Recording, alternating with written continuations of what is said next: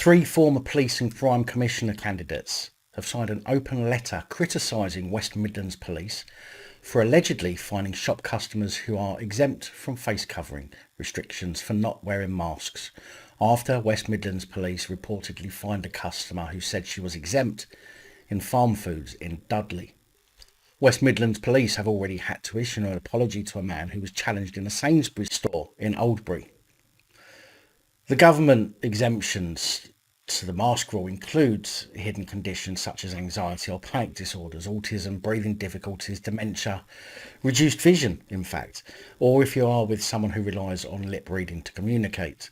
It has also stated that people are not required to prove that they are exempt, and it is for individuals to choose how they would want to communicate this to others, which is what we've been trying to remind people of here on the channel for a while now, and is why I designed the face mask exemption cards through the channel for those people who not only want to be able to give some kind of indication that they're exempt without actually having to speak to the police, but obviously who also want to help support the channel too. Face mask exempt cards, which I have been told have worked a treat for some subscribers who have used them. The open letter calls for more guidance for police and an apology for the farm foods incident.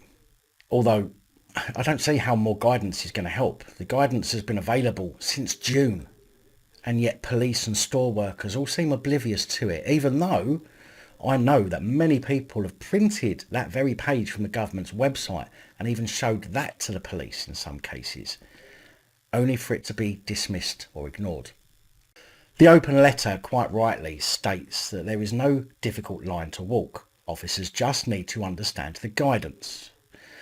Adopting the attitude, sorry, we're going to issue with a fine anyway, and you can then contest it in court, is completely incorrect and absolutely unacceptable.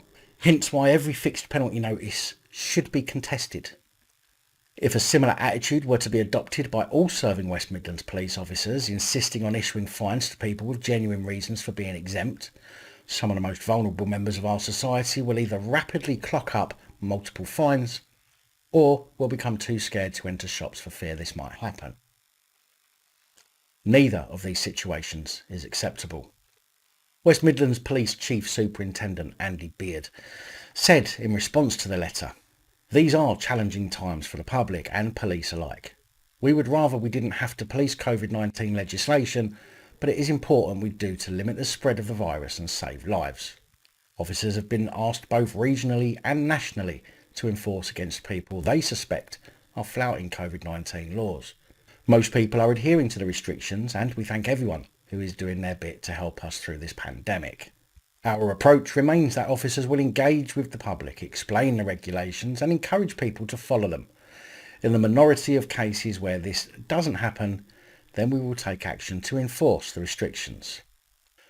But the problem is, police are not following even their own guidance about engage, explain, encourage and enforce. In most cases, they're simply engaging and enforcing, wrapping up the explain in the enforcement part while either arresting people unlawfully or issuing fixed penalty notices. Bearing in mind that COVID regulation breaches are non-recordable crimes, and the only part of the majority of the regulations that require arrest is when a member of the public fails to give their details in order for them to avoid a fixed penalty notice. Pretty much the same as a Section 50 of the Police Reform Act. Andy Beard added, "We continue to urge the public to follow the rules. The greater effort we can all make now to prevent the spread of the virus, the greater opportunities we may have to enjoy our festive celebrations. We are committed to keeping our communities safe from the virus, but not safe from the police, which seems to be both more of a danger to the public and more of a pandemic than COVID." Big thank you to channel supporters, especially these guys. Your support is truly, truly appreciated. Don't forget to like, share, comment and subscribe if you haven't already. Let me know your thoughts in the comments, as I know many of you will. And until next time, stay safe, look after each other, film the police and other officials.